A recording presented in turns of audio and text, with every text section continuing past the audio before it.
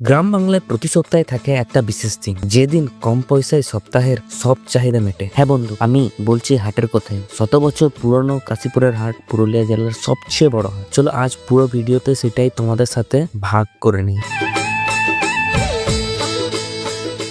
এখানে দুজনকে ট্রেনে করে তাদের বাড়ি যায় ছাড়তে। হ্যাঁ, এদের বাড়ি পুরুলিয়া জেলার কাশীপুরে। এখানে এই সেই 100 বছর পুরনো হাট বসে। ট্রেন থেকে নেমে কাশীপুর যাওয়ার টোটো ধরি। কাশীপুর মোড়ে এসে দেখি আমার পিসিমণি আগেই অপেক্ষা করে বসে আছে।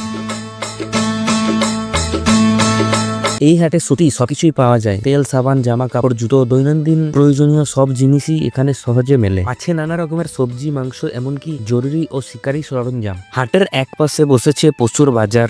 গরু, মহিষ, ছাগল থেকে শুরু করে মুরগি, মোরগ, হাঁস প্রচুর পরিমাণের কেনা বেচা চলছে।